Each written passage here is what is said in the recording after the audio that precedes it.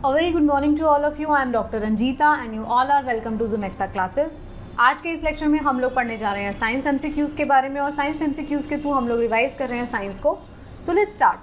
आज का जो सेट है एमसीक्यूज़ का वो एक स्पेशल सेट है. ये यूपी पीसीएस 2021 में पूछे गए एग्जाम्स में सवाल जो थे साइंस एंड टेक्नोलॉजी से रिलेटेड, हम इसमें वो सारे सवाल जो हैं वो डिस्कस करने जा रहे हैं.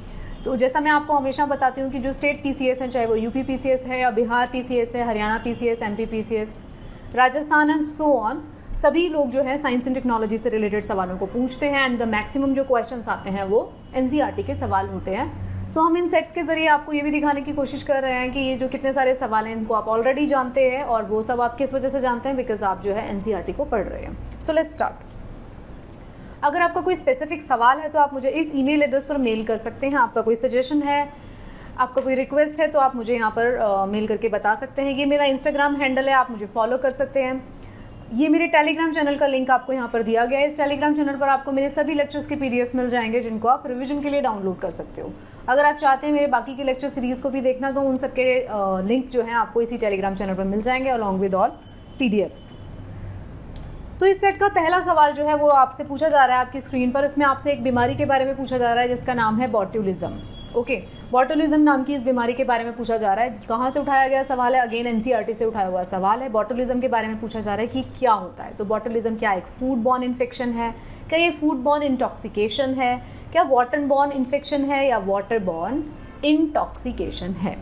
तो बताएं इन चारों में से इसका क्या सही जवाब होगा. यूपी पीसीएस 2021 में पूछे गए थे ये सारे के सारे सवाल जो हम इस सेट में लेने जा रहे हैं.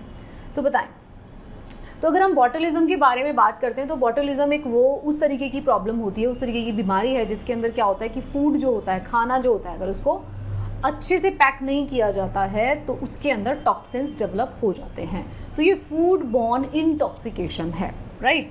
तो बॉट्यूलिज्म क्या है? बॉट्यूलिज्म के अंदर क्या होगा, फूड के अंदर टॉक्सिन्स आ जाएंगे. वो टॉक्सिन आने का कारण क्या होगा? उस टॉक्सिन्स के प्रोड्यूस होने का कारण होगा जो हम मोस्टली ये देखा जाता है जो पैक फूड होता है, जो केन फूड होता है, पैकिंग वाला फूड होता है, उसको अगर सही तरीके से पैक नहीं किया जाता है तो क्या होगा, उसके अंदर फूड के ख़राब होने से टॉक्सिन्स प्रोड्यूस हो जाते हैं और उसी फूड को अगर कोई कंज्यूम कर लेता है तो उसे बॉट्यूलिज्म हो जाएगा. और बॉट्यूलिज्म जो है बहुत ही ज़्यादा खतरनाक बीमारी हो जाती है. टॉक्सिसिटी हो जाती है फूड की वजह से, इतनी खतरनाक होती है कि कुछ केसेस में ये फेटल भी हो जाती है. फेटल का मतलब it can cause your life also. Okay, it can cause death. तो फूड बॉर्न जो बॉट्यूलिज्म है is characterize by descending flaccid paralysis that can cause respiratory failure. होता क्या है, मसल्स जो होती हैं उनका फ्लैसिड पैरालिसिस होता है, मतलब सीधा ऐसा टॉक्सिन होता है जो हमारी नर्वस सिस्टम को जाके इफेक्ट करता है. अब नर्वस सिस्टम को इफेक्ट करेगा तो जब मैं आपको नर्वस सिस्टम के बारे में पढ़ा रही थी तो मैंने आपको बताया कि हमारा सीएनएस और पीएनएस जो मिलके हमारी बॉडी की सारी मूवमेंट्स को कंट्रोल करता है. कुछ मूवमेंट्स होती हैं वॉलंटरी, कुछ मूवमेंट्स होती है इनवॉलंटरी. तो ये क्या काम कर रहा है, जो बॉट्यूलिनम नाम का जो टॉक्सिन है वो क्या करेगा, नर्वस टॉक्सिन है. तो नर्वस टॉक्सिन मतलब नर्व्स को डैमेज कर देगा. नर्व्स डैमेज होते ही ब्रीदिंग प्रॉब्लम शुरू हो जाएंगी, सारी प्रॉब्लम शुरू होंगी, digestion and so many. But breathing problem वो प्रॉब्लम है जिसकी वजह से आप 5 मिनट भी सर्वाइव नहीं कर सकते. तो जैसे ही ब्रीदिंग मसल्स काम करना बंद करेंगी तो पेशेंट की डेथ जनरली किस वजह से होती है, due to difficulty in breathing हो जाएगी और लैक ऑफ ऑक्सीजन सप्लाई हो जाएगी. उसकी वजह से पेशेंट्स की डेथ रिपोर्ट होती है. सिम्टम्स अगर आप अर्ली सिम्टम देखेंगे, धीरे धीरे जैसे जैसे टॉक्सिन बनना शुरू होता है बॉडी में, fatigue, weakness, vertigo, blood vision, dry mouth, ये सारे के सारे सिम्टम्स आना शुरू हो जाएंगे. सारे सिम्टम्स कैसे सिम्टम्स हैं, जो हमारे नर्वस सिस्टम को अफेक्ट करने वाले सिम्टम्स हैं. तो you can totally understand that food के अंदर जो टॉक्सिसिटी हुई है वो कौन से वाले फूड की बात हो रही है, वो फूड की बात हो रही है जो कि पैक कर दिया गया फूड है, राइट. अच्छा सवाल था, एनसीईआरटी से था सवाल. अगला सवाल है, विच of the following particles has zero charge. कौन से इसमें से पार्टिकल हैं जिसके ऊपर जीरो चार्ज होता है. अब ये सवाल कहाँ से उठाया गया? सवाल का जवाब आपको मिलेगा आपकी एनसीईआरटी की नॉलेज से, साथ में आपकी जनरल नॉलेज से, जो जनरल अवेयरनेस के बारे में आप चीज़ें पढ़ रहे हैं. एनसीईआरटी से आपको क्या पता चलेगा? एनसीईआरटी से आपको इलेक्ट्रॉन, अल्फा पार्टिकल, इनके बारे में पता चलेगा. न्यूट्रिनो और पॉजिट्रॉन के बारे में कहाँ से पता चलेगा? जो आपके डे टू डे जो नए साइंस एंड टेक्नोलॉजी में एक्सपेरिमेंट्स हो रहे हैं उससे बारे में पता चलेगा. तो आपसे पूछा गया विच of the particles has zero charge. उसके ऊपर जीरो है चार्ज, ना पॉजिटिव है ना नेगेटिव है, न्यूट्रल चार्ज है. इसका मतलब ये है. बताएं कौन सा इसके अंदर से सही जवाब है. देखिए, इलेक्ट्रॉन के बारे में आप जानते हैं नेगेटिव चार्ज है. अल्फा पार्टिकल के बारे में आप जानते हैं अल्फा पार्टिकल क्या है, उसके ऊपर 2 पॉजिटिव चार्ज होता है. मैंने आपको एनसीईआरटी में भी पढ़ाया था. पॉजिट्रॉन, पॉजिट्रॉन का नाम ही आपको बता रहा है कि इसके ऊपर पॉजिटिव चार्ज होता है। न्यूट्रिनो इज द पार्टिकल जिसके ऊपर न्यूट्रल चार्ज है, इसका मतलब जीरो चार्ज है, कोई चार्ज नहीं है। तो ये हमने कहाँ से बताया, जो लार्ज हाइड्रोजन कोलाइडर है उसकी वजह से हमने बहुत सारे सब एटॉमिक पार्टिकल्स को डिस्कवर किया। तो सब एटॉमिक पार्टिकल एक्चुअली अगर आप सब एटॉमिक पार्टिकल को जानने की कोशिश करेंगे तो उसकी एक बहुत ही लंबी एग्जॉस्टिव लिस्ट है। जब भी आप किसी एग्जाम की प्रिपरेशन कर रहे होते हैं, अगर तो आप एक साइंटिस्ट हैं तब तो आप उसके बारे में ज़रूर पढ़ेंगे। If you are related with those experiments तो मैं आपको कहूँगी, सजेस्ट करूँगी कि आप वो सारा लिस्ट आपको पता होना चाहिए, एक्सपेरिमेंट क्या है, कैसे हो रहा है, वो सब पता होना चाहिए। But if you are aspiring to clear any government exam, आप यूपीएससी क्लियर करना चाहते हैं, स्टेट पीसीएस या बाकी के किसी गवर्नमेंट एग्जाम की तैयारी कर रहे हैं अगर आप लोग, तो आपके लिए वो सारे पार्टिकल्स को जानना ज़रूरी नहीं है, बट जो मेन पार्टिकल्स हैं, पॉजिट्रॉन हो गया, न्यूट्रिनो हो गया, म्यून पार्टिकल हो गया, उस तरीके से चीज़ों को जानना ज़रूरी है। I will give you a separate lecture about the sub atomic particle और उसके एक्सपेरिमेंट के बारे में। अगला सवाल कहाँ से पूछा जाता है, विच of the following is not mosquito borne disease. Again पूरा का पूरा एनसीईआरटी से है ये सवाल। पूछा जा रहा है कि कौन सी बीमारी मच्छर से नहीं हो रही है, मॉस्किटो बॉर्न डिजीजेस की बात हो रही है। ओके, तो बताएं, इस सवाल को पढ़ के बताइए कि कौन सी जो है इसमें से मॉस्किटो बॉर्न डिजीज़ नहीं है। मतलब मॉस्किटो जो होता है बहुत सारी बीमारियों का वेक्टर होता है, मतलब कि उसके अंदर बहुत सारे मॉस्किटो जो है ब्लड के ऊपर फीड करता है, तो उसकी वजह से क्या होता है, किसी इन्फेक्टेड पर्सन का अगर वो ब्लड ले लेता है तो उसके अंदर वो इन्फेक्शन आ जाता है और मॉस्किटो के खुद के ब्लड के अंदर वो ग्रो करता है। तो मॉस्किटो क्या करता है, वेक्टर का काम करता है। तो इसमें जो बात हो रही है, ये आपको मैं हिंट दे रही हूँ, तो बात हो रही है मॉस्किटो एज अ वेक्टर। तो कौन सी जो बीमारी है वो मॉस्किटो की वजह से नहीं फैल रही है। डेंगू फीवर, ये तो आप तुरंत बता देंगे भाई, डेंगू फीवर तो किसकी वजह से हो रहा है, मच्छर की वजह से ही हो रहा है। फाइलेरियासिस, स्लीपिंग सिकनेस, मलेरिया, इन तीनों के भी बारे में आप बताइए। मलेरिया भी आप जानते हैं मच्छर की वजह से, और आप 2 बच गए, फाइलेरियासिस एंड स्लीपिंग सिकनेस। तो बताएं कौन कौन से, इसका वेक्टर कौन होता है। तो फाइलेरियासिस जो होता है उसका वेक्टर अगेन मच्छर है, लेकिन स्लीपिंग सिकनेस का जो वेक्टर होता है वो एक मक्खी होती है, टेस्टिस फ्लाइज जिसको हम कहते हैं, राइट। तो आप यहाँ पे देख सकते हैं, तो इसका सही जवाब है सी, टेस्टिस फ्लाइज जो होती है वो एक मच्छर से, मक्खी से फैल रहा है। कौन सा, स्लीपिंग सिकनेस।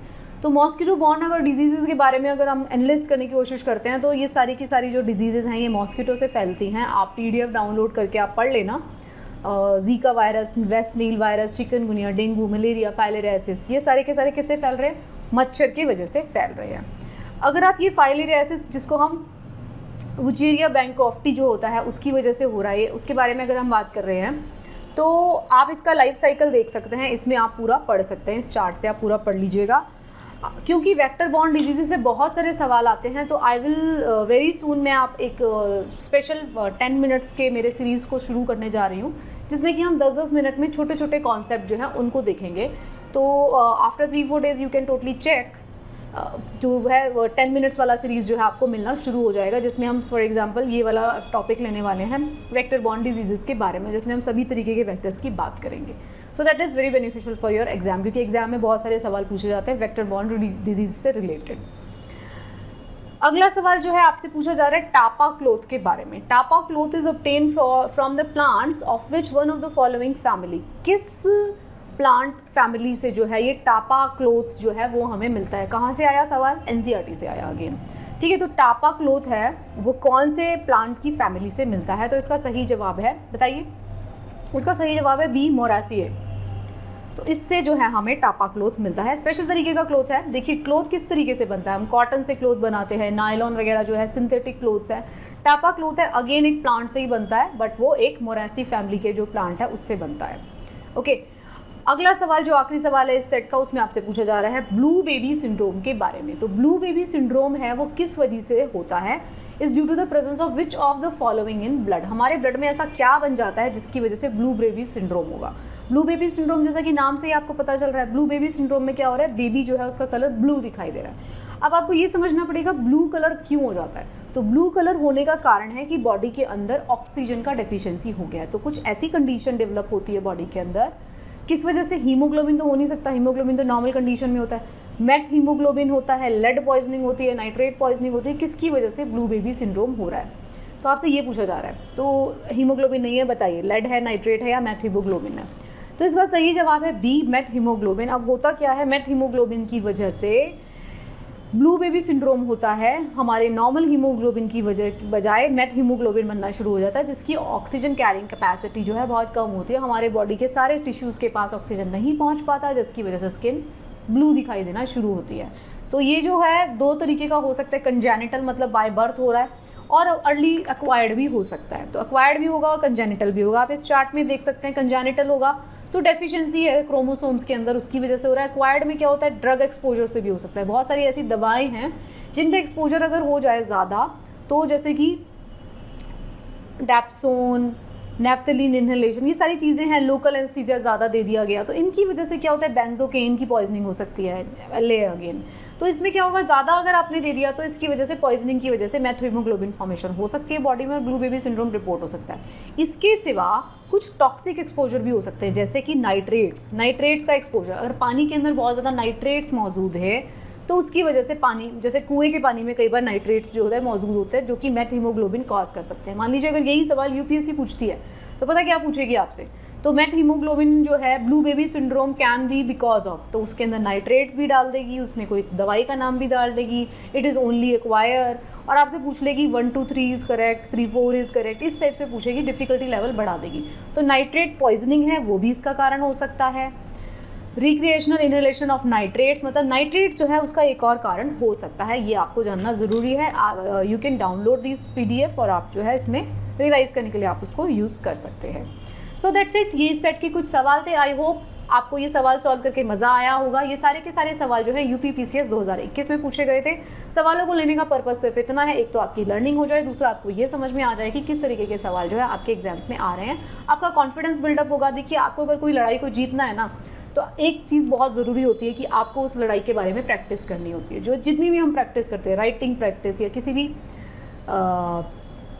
अगर लड़ाई की भी बात करते हैं तो वेपन प्रैक्टिस की जाती थी। क्यों की जाती थी? क्योंकि एक्चुअल लड़ाई में आप सीधा परफॉर्म नहीं कर सकते, आपको पता होना चाहिए कि किस तरीके से मेरा दुश्मन हो सकता है, वो कौन कौन से वार लगा सकता है। तो इस तरीके से जो MCQ सीरीज़ है वो बहुत ज़्यादा बेनिफिशियल होती हैं, दोनों पर्पस सॉल्व करती हैं। आप MCQs के थ्रू लर्न भी करते हो, MCQs के को सॉल्व करके आप कॉन्फिडेंस बिल्डअप भी करते हो अपना, और तीसरी बात आपको पता होता है कि किस तरीके के MCQs आपके एक्चुअल एग्जाम में पूछे जा रहे हैं। So thank you so much, keep watching. अगर आपको सीरीज़ पसंद आ रही है तो आप अपने बाकी के फ्रेंड्स को भी बताएं and subscribe this channel.